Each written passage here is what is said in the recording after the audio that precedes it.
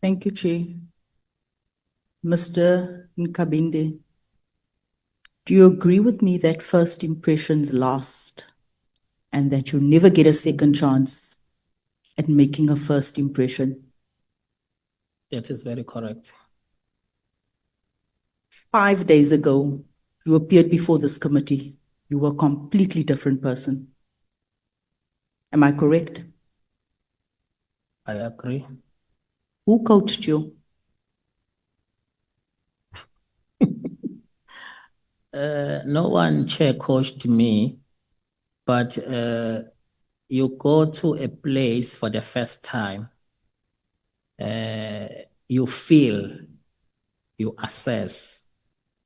Then if you get a chance to come another time, obviously you will then have the sense of environment. So you left here 5 days ago. You've decided that you're going to pull yourself towards yourself and come here and respect this committee and not undermine us like you did the last time. Not really to undermine. Even last time I was telling what I know, but obviously there is always a room of improvement. Did you have any contact with Minister Nkunu over the last 5 days? Did you make a phone call? Did he call you? Did he say, well done? Did he say, do better? Any contact with the minister?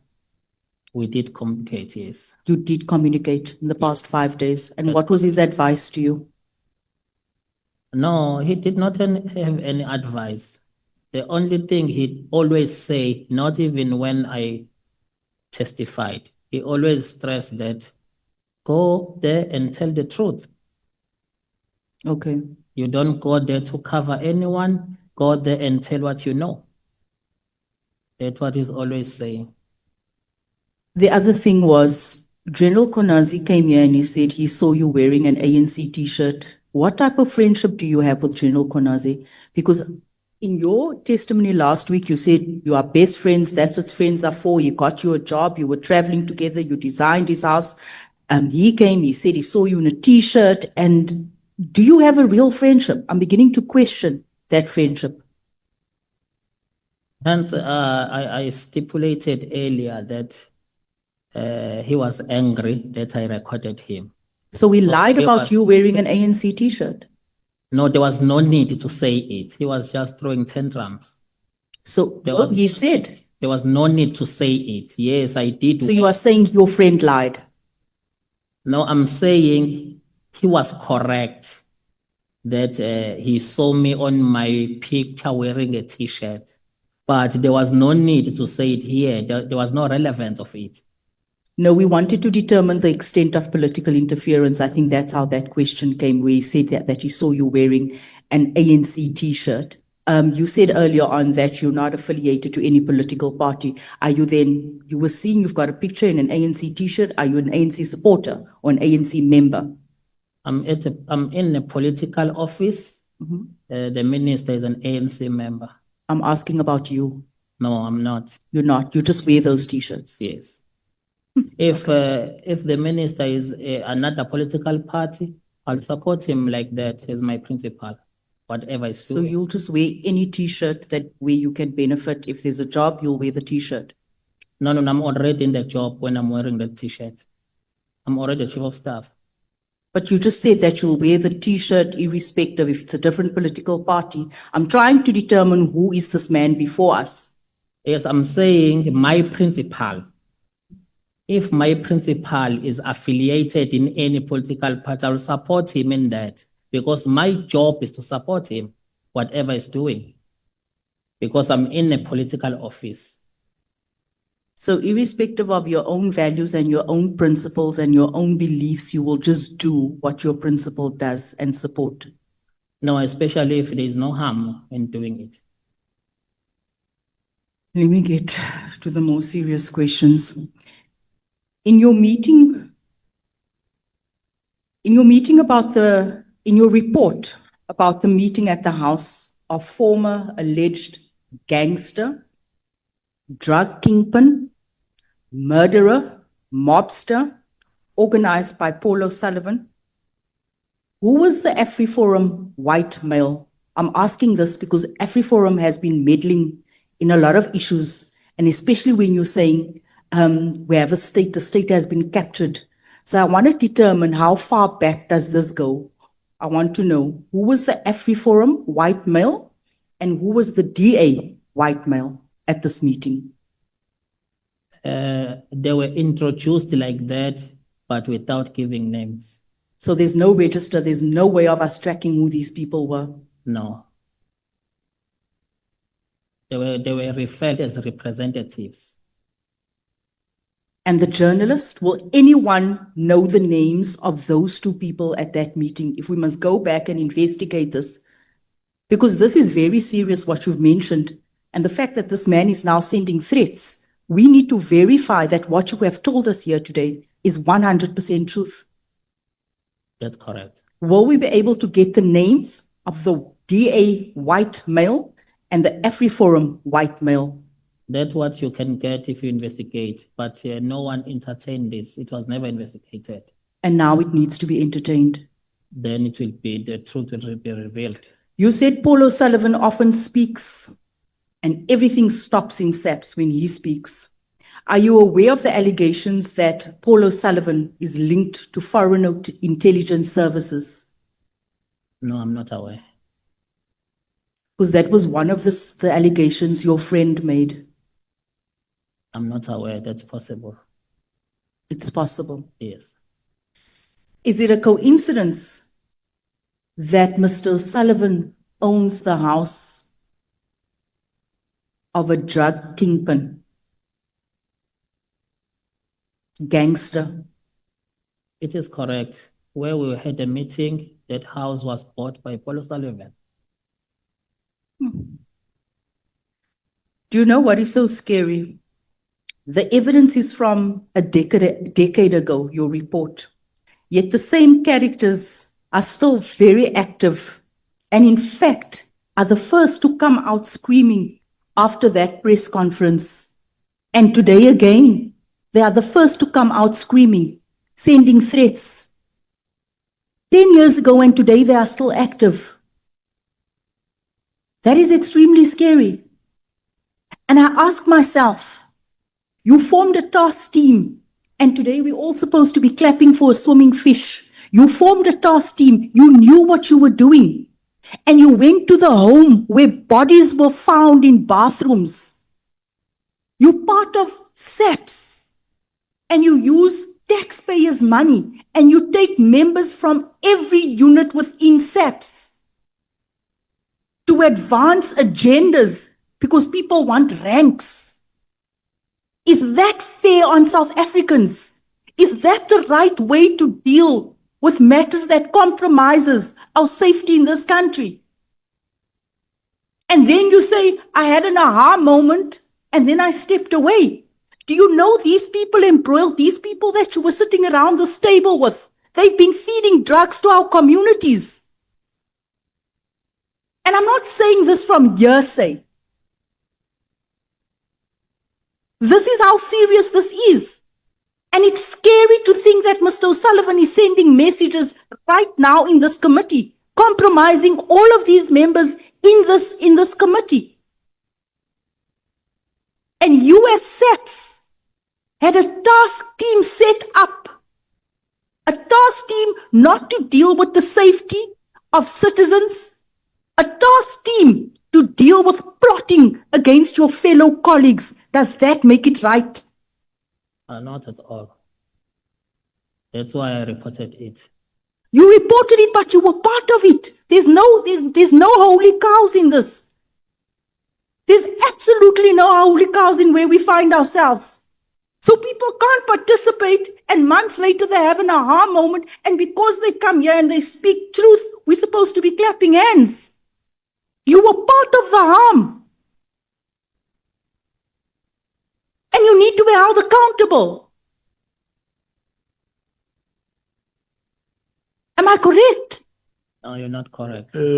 Honorable member, You're not correct. may you please not pass judgment on the witness. Ask him questions and allow him to respond. The Yes, but moment I realized, Chief, I reported. Stand where I'm coming from.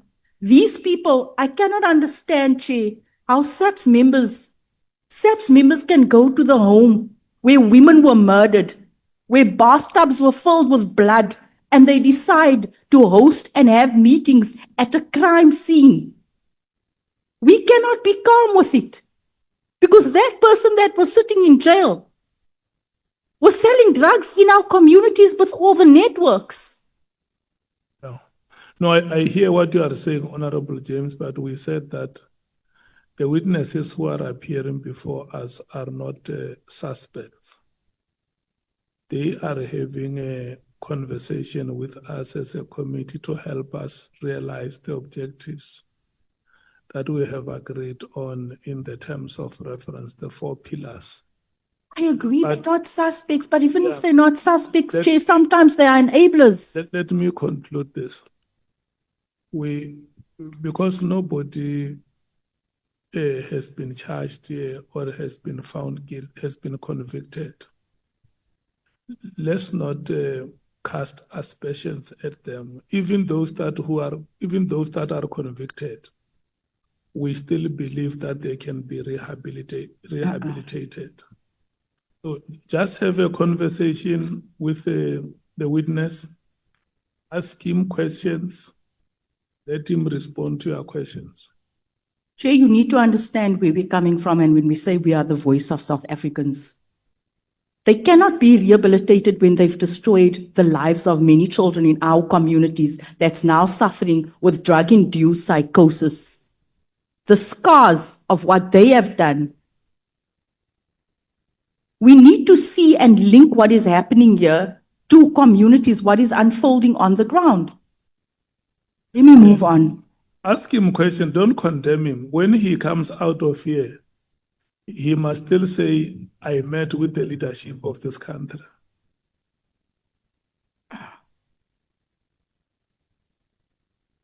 Mr. Nkabinde, in your supplementary statement, you apologize for using thumbsuck dates in your original affidavit. You say the wording thumbsuck was due to your inability to verify dates, correct, in your paragraph 16?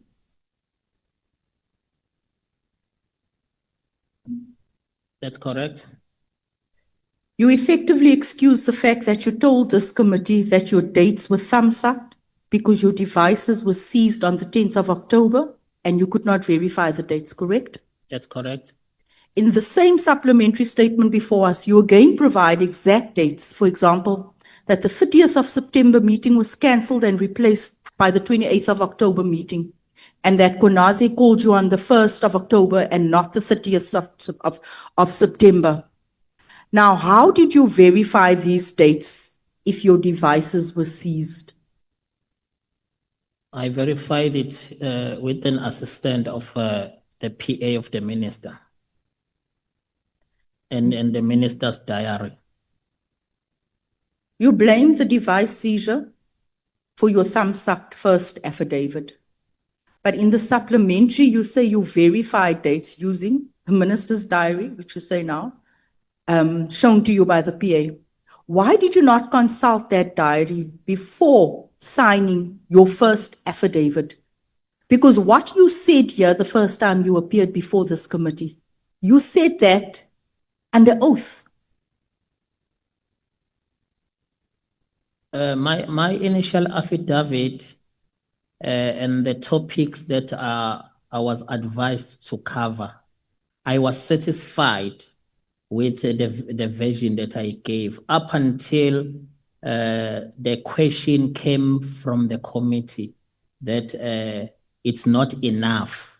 I must first check when and how I met the first time Brown, of which I never, and I think with the evidence leaders and my legal team, we never anticipated that we need to clarify as far back as I only reported the meeting of October, which it had materialized. I thought that was the issue, according to the guidelines. Moving on to claiming you didn't know Mokhotsi to now you know him. When exactly was the first time you came across Brown Mokhotsi and how did you get in touch with him? The minister gave me his number, When did you first get Mogotsi's number? The date? 28th of August, 2024. You say in your statement that minister gave you Mogotsi's number on the 20th of August. Is that your evidence? That's Paragraph correct. Yes. 55 and 55.6. That's correct. And then when you first started communicating with Mr. Mogotsi, how many meetings did you set up in total between the minister and Mr. Mogotsi? Because the last time you were here, and I'm getting somewhere, I know we've asked you these questions, you said only once. Yes, I was referring the one that said. You said only once. Yes, it's only one. And today, 5 days later, it's more than 5 times No, it's because there's been 2 cancellations. it's only one. Only one what? Only one meeting that said. I'm not speaking about one meeting that's set. I'm asking about your communication and your interaction with Mr. Brown Mogotsi. My initial statement is saying I had several engagement with him.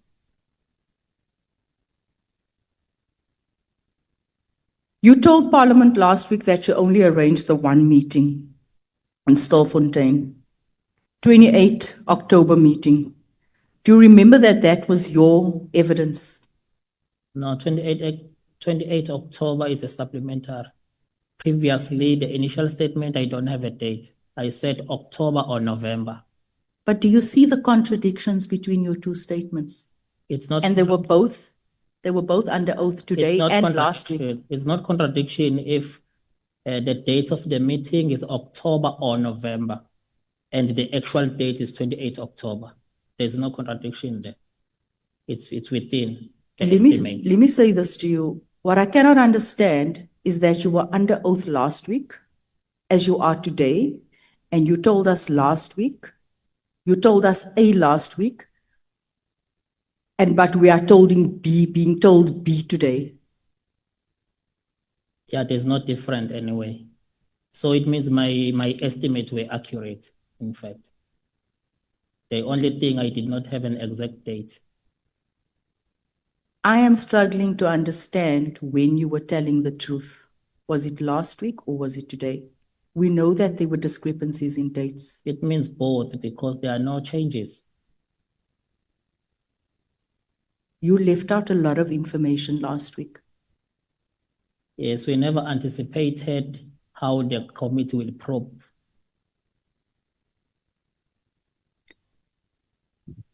Given all these contradictions, whether you knew Mogotsi, how you got his number, how many meetings you arranged, your reliance on thumbsuck dates, why should this committee accept that your corrected version of any of your evidence? Why should we accept it as being reliable? It should accept it because it's not off. So you're saying It's that not this, way off. If the initial statement, it's estimate October, November, and the correct date is 28 October, so it means there's no contradiction. so you're saying within 5 days, a leopard changed its spots.